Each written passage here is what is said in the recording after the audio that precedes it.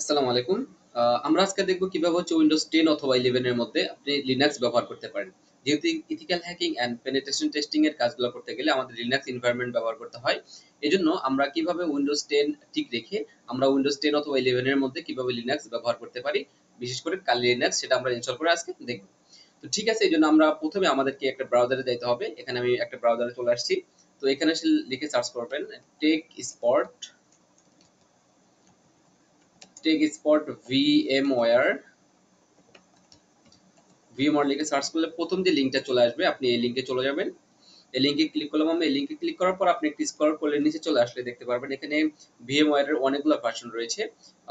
6.4, 6.3, 6.2। তো আমি হচ্ছে এখান থেকে 6.3 ডাউনলোড করব এবং এটা ইনস্টল করব। আমি এখানে ডাউনলোড করে নিচ্ছি 6.3। এটা আমি ক্লিক করলাম। ক্লিক করলে অটো ডাউনলোড হয়ে যাওয়ার কথা। যদি বাই চান্স অটো ডাউনলোড না হয়, তাহলে হচ্ছে আপনি যেখানে ক্লিক করবেন, যে ক্লিক হিয়ার এই লেখাটা দেখতে পাচ্ছেন এখানে, যেটা ক্লিক করবেন। আমি এখানে ক্লিক করলাম। ক্লিক করার সাথে সাথেই যে আমার এখানে সেভ বাটন দেওয়ার সাথে সাথে এখানে সেভ হয়ে যাবে। যেহেতু আমার অলরেডি আছে আর আমি এটা ডাউনলোড করছি না, আমি এটা ক্যান্সেল করে দিচ্ছি। ওকে, আপনি হচ্ছে সেভ দিয়ে আপনি এটা ডাউনলোড করে ফেলবেন। তো আমার যেহেতু ডাউনলোড করার দরকার নেই আপাতত, তো আমি এটা আপাতত ক্যান্সেল করে দিচ্ছি।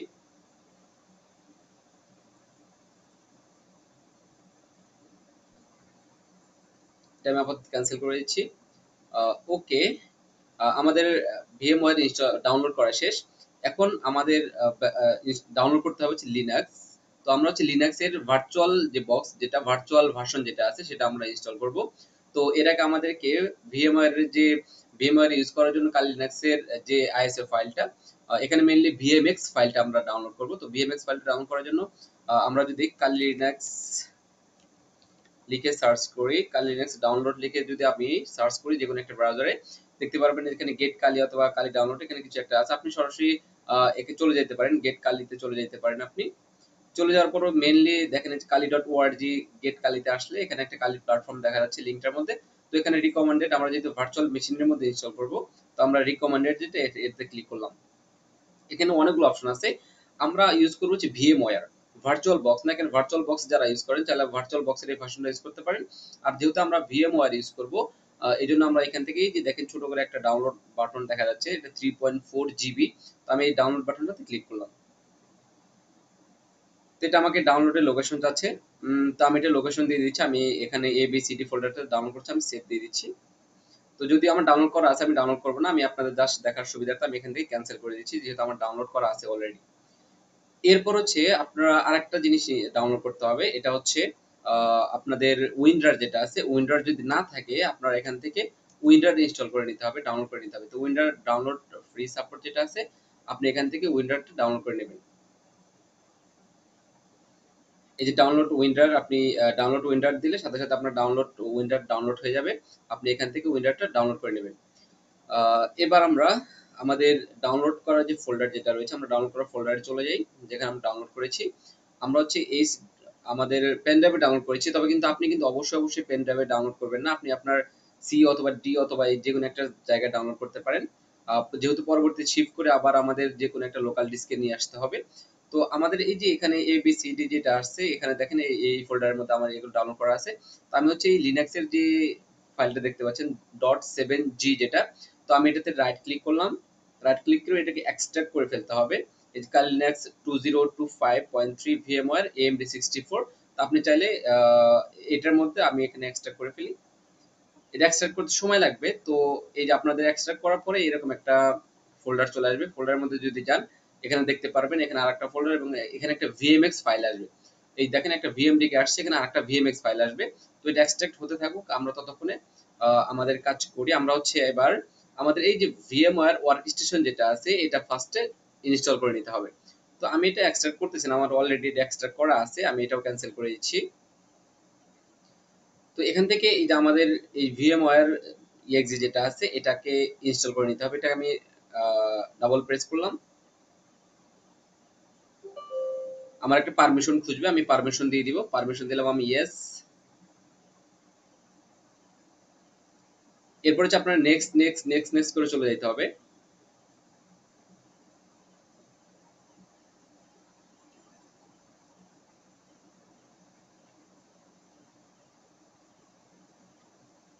এই যে ইনস্টলিং শুরু হচ্ছে। এখানে আপনি কিছুই করতে হবে না, নেক্সট নেক্সট করে চলে গেলেই হবে।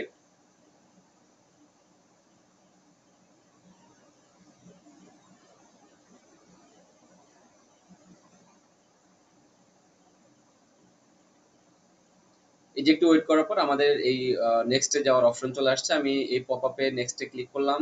এই অ্যাকসেপ্ট করতে হবে, আপনি একটু একটু পরে দেখতে পারেন যে তাদের রুলস এন্ড কন্ডিশন কি। আমি এখান থেকে অ্যাকসেপ্ট করেছি, আবার নেক্সটে চলে যাব।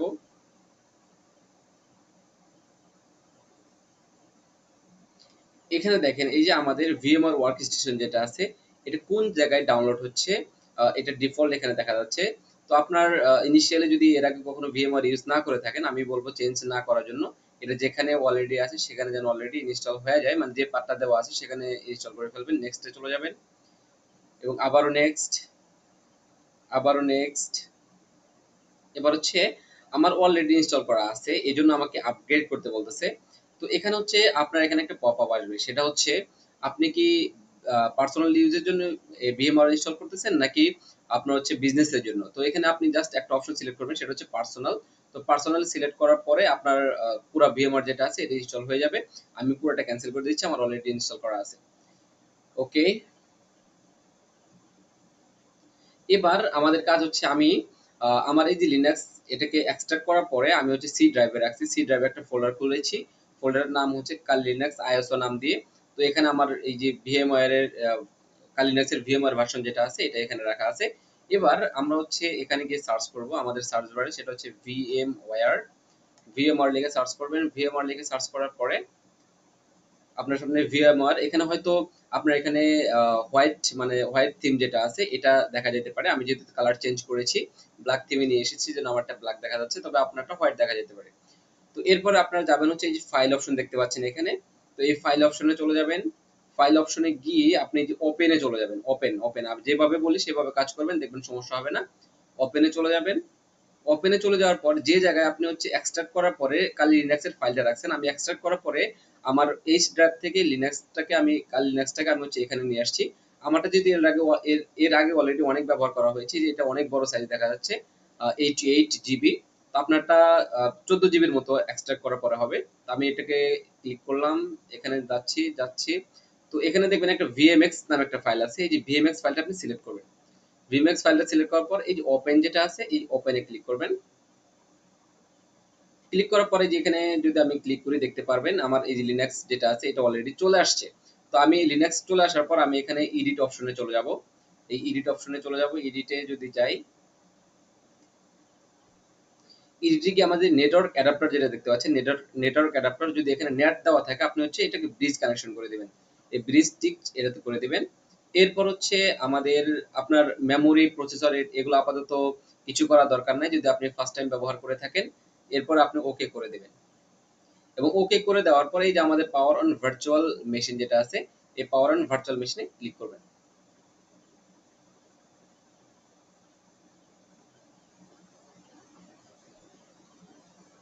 একটু সময় লাগবে।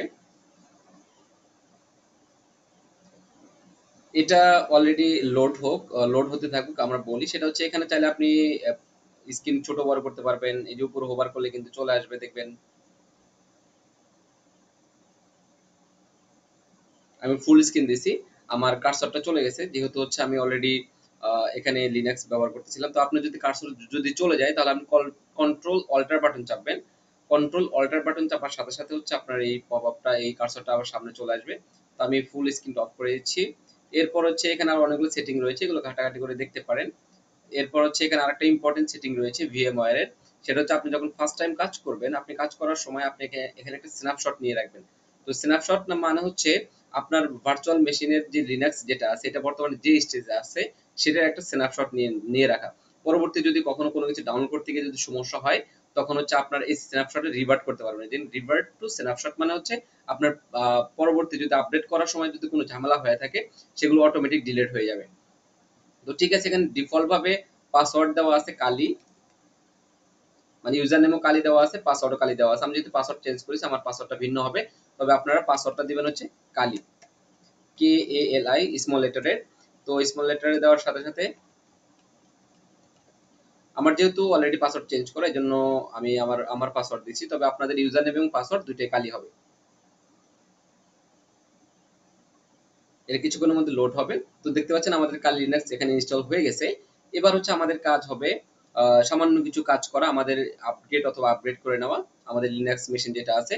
তো এই ক্ষেত্রে হচ্ছে আপনি এখানে চলে যাবেন, টার্মিনালে চলে যাবেন। টার্মিনাল চাইলে এখানে ক্লিক করতে পারেন, এই যে এখানে দেখতে পাচ্ছেন টার্মিনাল, এখান থেকে ক্লিক করতে পারেন। আমরা এখান থেকে ক্লিক করলাম, অথবা আপনি কন্ট্রোল ওয়াল্টার টি বাটন চাপলে আপনার টার্মিনাল ওপেন হবে। কন্ট্রোল ওয়াল্টার টি দেওয়ার সাথে সাথে টার্মিনাল ওপেন হবে। কন্ট্রোল শিফট প্লাস প্লাস করলে টার্মিনালটা জুম হবে। এবং হচ্ছে আমার এখানে টার্মিনাল দেখেন, আমার এখানে যে লেটারগুলো দেখতে পাচ্ছেন, এই লেটারগুলো যদি আপনি করতে চান তাহলে হচ্ছে আপনার এখানে ভিউ যাইতে হবে। ভিউ না, সরি, আপনি হচ্ছে এখান থেকে যদি ফাইলে চলে যান, ফাইলে যাওয়ার পরে প্রিফারেন্সে চলে যাবেন। প্রিফারেন্সে চলে যাওয়ার পরে যে এখান থেকে দেখেন green on blue black, sorry, green on black যেটা আছে, এই ব্ল্যাকটাতে টিক করে দিবেন, তাহলে হচ্ছে আপনার এখানে লেখাগুলো গ্রিন দেখা যাবে। তো আমি হচ্ছে গ্রিন অন ব্ল্যাক করে দিচ্ছি, এই যে green on black, okay, apply করে দেবেন, ওকে কেটে দিচ্ছি। দেখেন এবার হচ্ছে আমার লেখাগুলো হচ্ছে গ্রিন দেখা যাচ্ছে ব্ল্যাকের মধ্যে। এরপর আপনার কাজ হবে সুডো এপিটি আপডেট, এই কমান্ডটা প্রেস করে আপনার পাসওয়ার্ড দিতে হবে। পাসওয়ার্ড আপনার ডিফল্ট পাসওয়ার্ড হচ্ছে কালি। এক্ষেত্রে কিন্তু আপনার যখন পাসওয়ার্ড তুলবেন, পাসওয়ার্ড যখন টাইপ করবেন তখন কিন্তু দেখা যাবে না। তবে আপনি যদি রাইট পাসওয়ার্ড লেখার পরে ইন্টার বাটন চাপেন তাহলে কিন্তু ঠিক মতো কাজ করবে। কিন্তু আপনি অনেকে দেখা যায় যে এই জায়গায় এসে পাসওয়ার্ড যখন টাইপ না হয় তখন দেখা না যায়, অনেকে মনে করে পাসওয়ার্ড মনে টাইপ হচ্ছে না। তো ঠিক আছে, আপনি সুডো এপিটি আপডেট দিয়ে আপডেট করে ফেলবেন। আমি আপাতত ক্যান্সেল করে দিচ্ছি এবং সুডো এপিটি আপগ্রেড করে নেবেন, ড্যাশ ওয়াই করে দিবেন, সবগুলো ওয়াই, ইন্টার দিয়ে দিবেন। ইন্টার দেওয়ার সাথে সাথে আপনার কাজ করা শুরু করবে। তবে আমি আপাতত আপগ্রেড করতে যাচ্ছি না, আমি কন্ট্রোল সি দিয়ে আমি কেটে দিচ্ছি প্রসেসটা। ঠিক আছে, ওকে। তাহলে আমাদের লিনাক্স, আমাদের উইন্ডোজ 10 এর মধ্যে আমরা কিভাবে লিনাক্স ইনস্টল করতে হয় সেটা দেখলাম। উইন্ডোজ 11 এর মধ্যেও সেম। আপনার যদি ওই কাল লিনাক্সের যে .7g ফাইল যেটা আছে ওটা যদি এক্সট্রাক্ট করতে কখনো সমস্যা হয়, তাহলে হচ্ছে আপনি ফার্স্টে উইন্ডার ইনস্টল করবেন, উইন্ডার এবং হচ্ছে 7g নামে একটা আরেকটা এক্সট্রাক্টর আছে, আপনি ওটা ইনস্টল করতে পারেন। ঠিক আছে, থ্যাংক ইউ, সবাই ভালো থাকবেন, আসসালামু আলাইকুম।